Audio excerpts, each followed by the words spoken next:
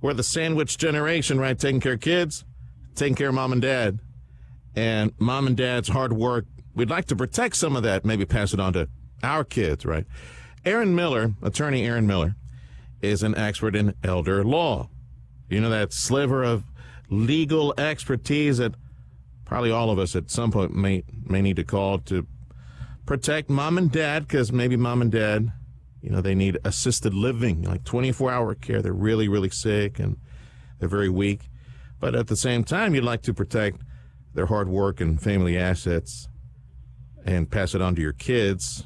You know, I'm talking about Medicaid, people. I'm talking about like the last resort, that last net of protection that will provide mom and dad. If they do not have those policies, you know, those continuous care, assisted living, nursing care insurance policies, yeah, it's Medicaid. It's going to need to pay all that. Have the insurance or the assets to pay for the rest of their life to pay for this type of care. But at the same time, maybe you're trying to figure out a way to protect maybe their homestead, just like one house and a little bit of assets, and keep that and provide it for your children.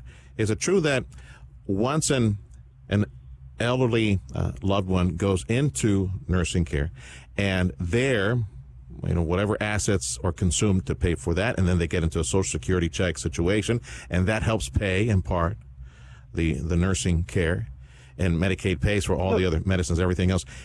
Is it true that the homestead, whatever home that elderly individual was in, that will be claimed by the state once the loved one passes? Yeah, so a house is actually not a countable asset here in Texas when they apply for Medicaid and when they go into a nursing home. But if they haven't done anything to protect that house, yes, absolutely. It could be through Medicaid estate recovery after they pass away. Medicaid can try to go after the house. And so typically what we do is we do something called a ladybird deed or a transfer on death deed, which in Texas avoids the probate process and actually also avoids Medicaid estate recovery. And it's never too late to do that as long as mom and dad are still, or you know, the applicant is still alive and still understands what's going on, or if there's a power of attorney in place, so we can do it for them as well. Yeah, but what if the parent is already in nursing care and the homestead is just sitting there? It's still not too late to, okay. I apologize. Yeah. So even if they're in a nursing home, as long as they're still competent and they could sign the deed, or if we have a power of attorney, we could have the agent under the power of attorney sign the deed, or if we have to, we can go get a guardianship. So even if they're actually in a nursing home, it's not too late to get that in place.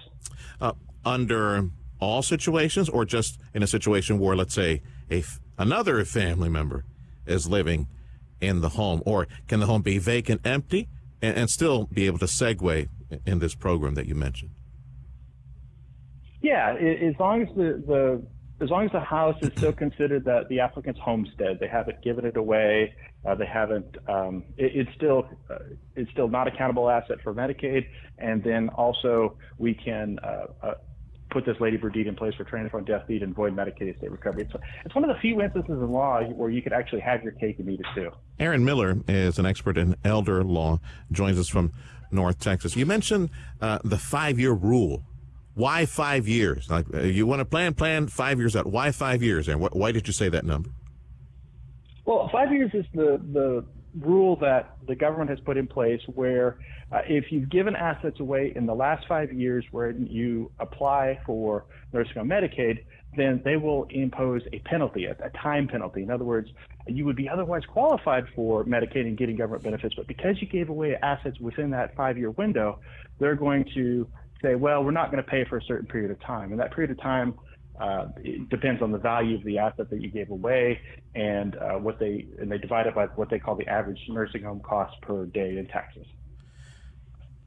And they give you a period of time where you would not otherwise they're not going to pay.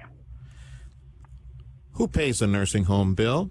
I know a portion of it might be that Social Security check, but sometimes that Social Security check, when a loved one does not have any assets left, that's not enough. So who pays the full bill that sometimes it would be $5,000, $7,000, maybe $10,000 a month?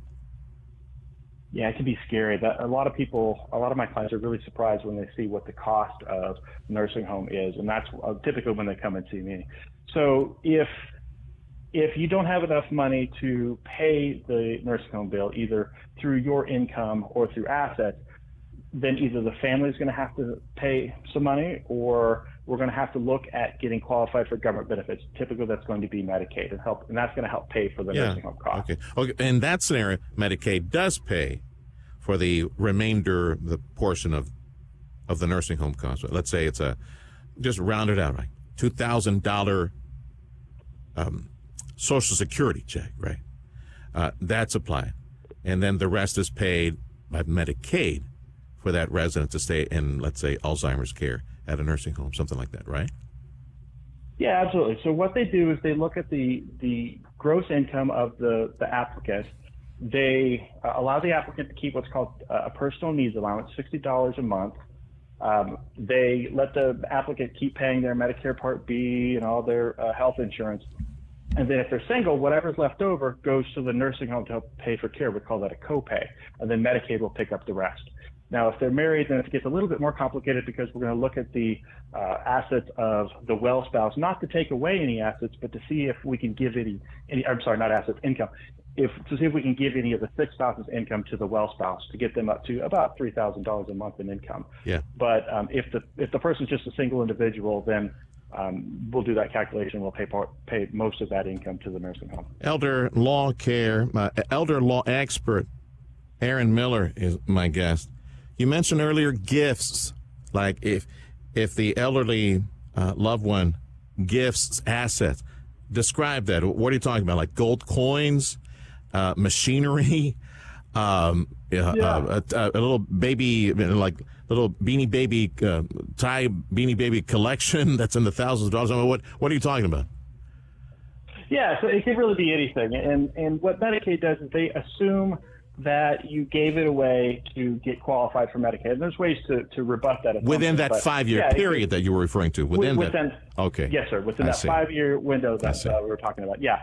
And it could be, you gave money on a bank account or out of your bank account. It could be, maybe you gave them your house, or maybe it could be even like services. Let's say that you wanted your grandson to come paint your house, and the value of the paint job was $20,000, but you gave them $40,000 because it was your grandson, and you wanted to help out a little bit. That extra $20,000 would be considered a gift. So there's lots of rules about in and out. Who makes all these assessments? Who has the time to cherry pick all this, bit by bit, line by line, bank statement by bank statement? Who has all the time for that? Yeah. It's a great question. Yeah. So what we have to do when we put an application together is we look through all that, and we talk about, if there's anything to be given away, and we look for major gifts. Now, anything under about $200, they don't necessarily go after that, but we're looking for the big items. And if it's something that we know about, we have to disclose it to Medicaid, and they'll go back through. If they find some discrepancies, they'll ask about it. You know what I'm thinking as you're telling me all this? The sooner, the better when it comes to transferring ownership of your assets. You want your children to have what you worked for when you're strong and young. Get yourself one of those insurance policies to pay for elder care or nursing care, and then give your kids the name, put their name on the assets. Give them the house, give them the cars, give them the gold, give them everything early in life, so that way the family keeps it, and you got your little insurance to go pay for nursing care in the future. That's what I'm thinking as you're telling me all this. That would be optimum.